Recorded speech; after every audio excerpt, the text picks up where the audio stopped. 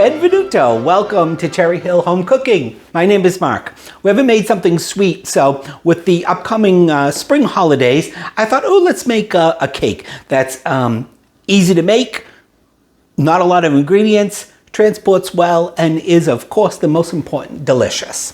So today we're going to make a vanilla chocolate chip bundt cake. All right, and again, as I said, it's a really easy cake because look at this, guys. The first ingredient is 1 box of whatever your favorite yellow cake mix is. I don't know if this is necessarily my favorite. It was on sale, so I picked this one up. But the nice thing about it is you don't even have to measure out the flour. So look at this. My counter has no flour on it. All right, then you need the small, and of course this will be in the recipe, in the directions. It's 3.4 ounce box, not the big one. So a lot of other recipes I've made with vanilla pudding, we need the larger box. So, but this one is the small box. All right, you need 1 cup of sour cream. We need 4 eggs. We need a 1/2 cup of water. We need some vegetable oil. All right, of course, we need some vanilla. Pure vanilla if you can. We got to get up to, where is it that we go in Lee, right? Mass? And we get that little old country store where they have their own homemade vanilla. Anyway, we haven't been up there in a while, but, and then you need a cup of mini chocolate chips, and you do need the mini ones for this one. All right, and then the other big thing with this recipe is you do need, well, I only have the baking directions and the ingredient directions for a 12-cup bundt pan. Okay, now this is a non-stick bundt cake pan, but, you know, again, take a little bit of vegetable oil or softened butter. I've buttered most of it. Try to get inside the, you know, the cracks of the mold, because that's where it's most likely to stick. I don't think I've ever made anything with this without greasing it, even though it is a non-stick, but you just never know, other than getting your hands dirty for a minute or so. So you want to lightly coat it. I happen to be using vegetable shortening, but you can use butter as well. You don't need to flour it. All right, that's done. Okay, oops, sorry about that. It was loud. All right, so the next thing, so we're just gonna move right along with this. We can move this stuff out because I want you guys to see how quick and easy this is. All right, so I've got my box cake mix and my vanilla pudding in this bowl. And we're gonna put it on our mixer. Oh, we're also gonna make a nice vanilla butter glaze, which is gonna require some butter, some confectionery sugar, and some water. But we'll go over that after the cake is cooked and cooled. So just give that a little tiny spin. Let's get our cake and our vanilla mixed in. And again, why I say this is easy, because this isn't even one of these cakes that you have to do the ingredients separate and everything, or the dry and, you know, add it slowly, and so on and so forth. All right, we'll just get that mixed in there a little bit. Just a few seconds, then we're going to just take a little tiny bit of it, if I can get it without making a mess. And we're going to put it on our chips and mix them up. Take a little bit more. I mean, this is supposed to keep your chocolate chips from all falling to the bottom. And just give it a little mix. Make sure they're all coated with a little bit of your mixture. All right, that's all we got to do with that. All right, so since we got to measure this, so then now I've got my oven set to 350. We can pour, so that's a 1/2 cup of water, and we need 1/2 cup of vegetable oil.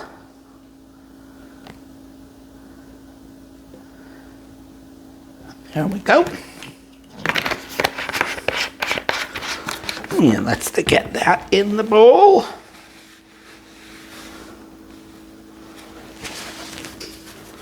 And we can put our eggs in.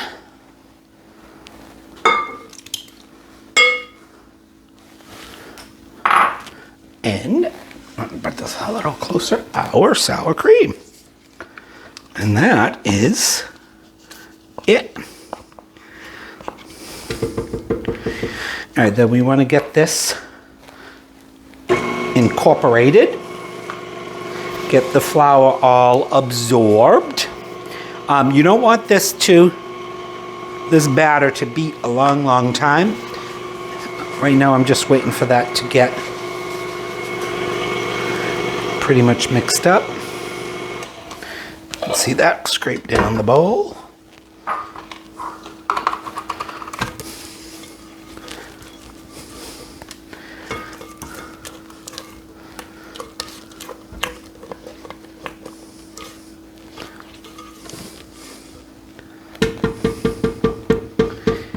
Right, and then we will let this run for 2 minutes. Okay, set a timer for 2 minutes. Sure, 2 minutes. And we're starting now.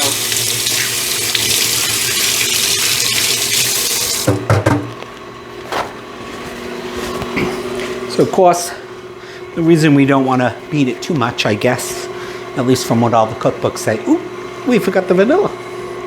Now we need a tablespoon of vanilla for this recipe. So it's going to be really vanilla-y.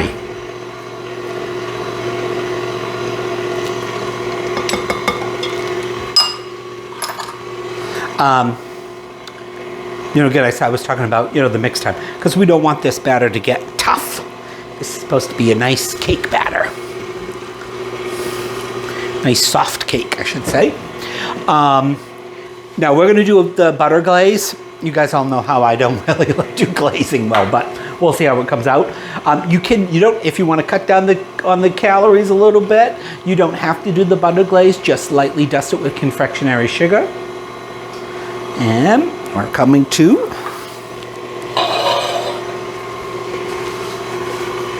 47. I said we got the oven set to 350, right? It takes about 50 minutes to cook.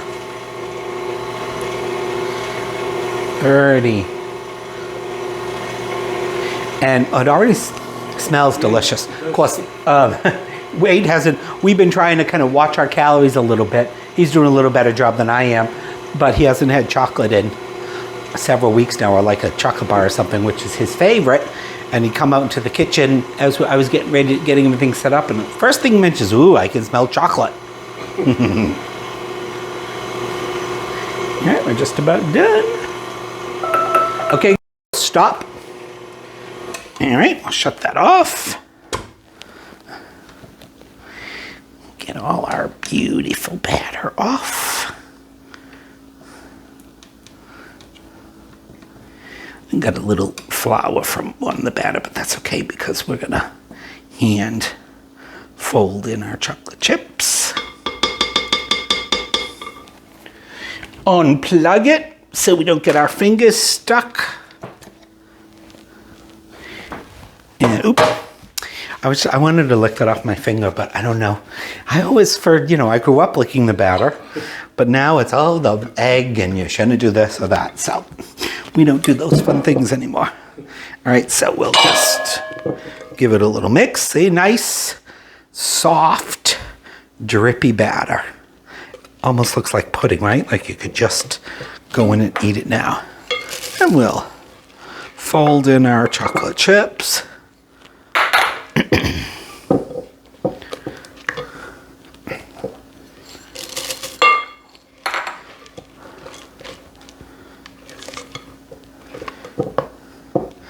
And again, just so that we're not working the flour all that much is why we're folding it in. Look at that. Could that be more easy? And so far, well, we got to do the confectionery sugar, but so far I don't see any flour all over. Of course, right as I was putting everything together, I want to put a little bit of the shortening on a little dessert plate and smashed a Corelle plate all over the place, and you guys know how there's shards all over, and anyway. And we just bought that set of dishes too, so, well, it's been a couple months. Broke my first one. Okay, that's good. Let's get it in the bowl. And, you know, it helps if you distribute it around. It will all settle, but I mean, it looks like my chips are staying nice in our batter, but who knows, right? Don't sink to the bottom.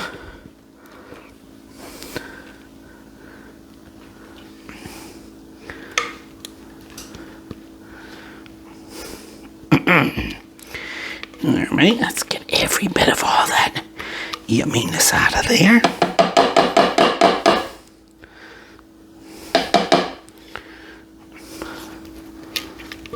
Got a little batter on the counter, but that's all right. All right.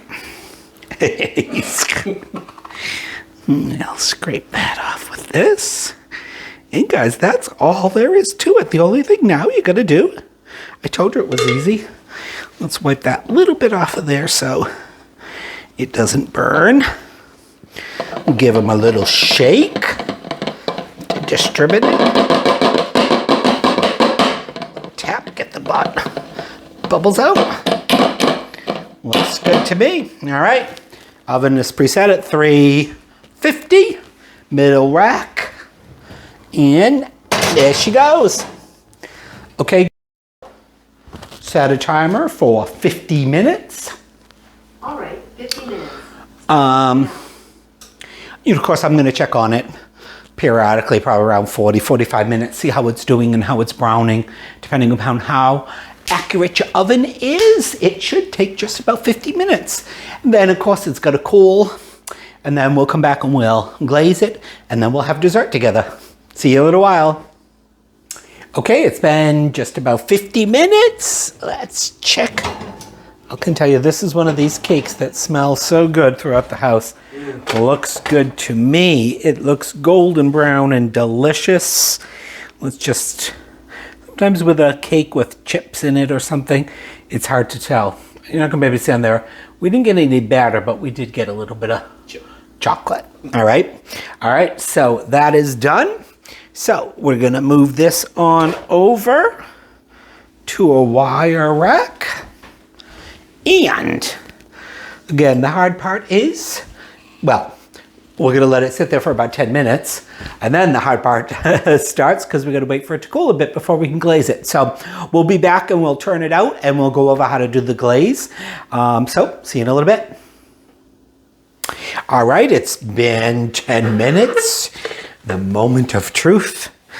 Are we gonna get this bundt cake out without it breaking? All right, I'm gonna just turn it out onto what I'm gonna serve it on. All right. Oh, I heard it drop. And it's flopping all over, so I think we're good.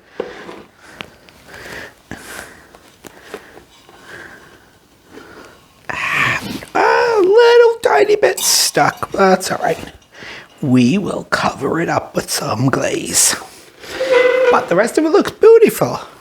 What do you think? Can I get this little piece out? Nope. Probably got to taste it. Oh, that's good. All right. I probably could have let that sit in there just a tad bit more and it may not have stuck. But anyway, that's not too bad. We'll put it, somebody who gets that lucky piece is going to have a big, nice piece of glaze on it. All right, so speaking of glaze, wipe that off. Let's make it, because it does have to sit a little while. So now we want this to cool thoroughly. If you put your glaze on there, it's just going to soak in. So if you let this cool thoroughly to room temperature, it's probably going to take a good hour or so. All right, so I've got 3 tablespoons of butter. We need a tablespoon, a teaspoon of vanilla,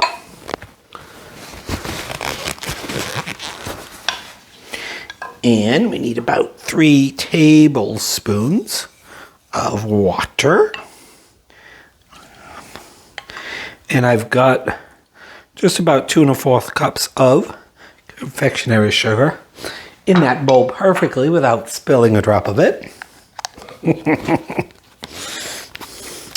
All right, and we can actually just let that start to drizzle in there and stir it.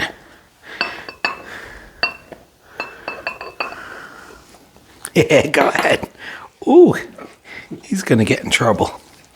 So I put just about half of it in there. It always looks like it's not gonna take when you do, because it seems like there's so much powder, but that sugar dissolves quickly.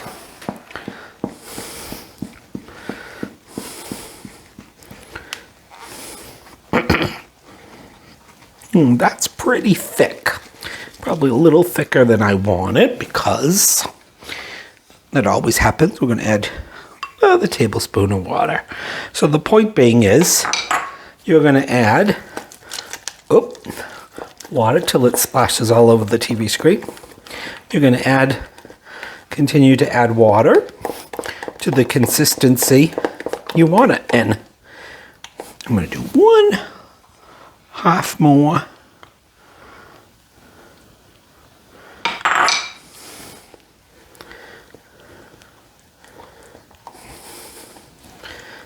And I think that is perfect. Beautiful glaze. Now we're going to let that sit a little bit. While that cools, I'm going to cover it. And you might have to add a little tiny bit water because it is going to stiffen up as time goes by. But all right, we'll come back. We'll throw some glaze on it and then we will eat it. See you in a bit. All right, well, we're back and our vanilla chocolate chip cake is nice and cool, and we're going to put some glaze on it. Really no reason that, we had to come back and have you guys watch me do my terrible glazing job, other than since Wade made so much fun of me about dripping stuff, he's going to have more editing to do. Anyway, so got our glaze. It sat for about 45 minutes, so I did add just a little bit more water. And, again, guys, this is your glaze, your cake. Here, I'm gonna fill up that boo-boo. So you go ahead and you glaze it any way you want. Do a pretty job or a messy job like I do.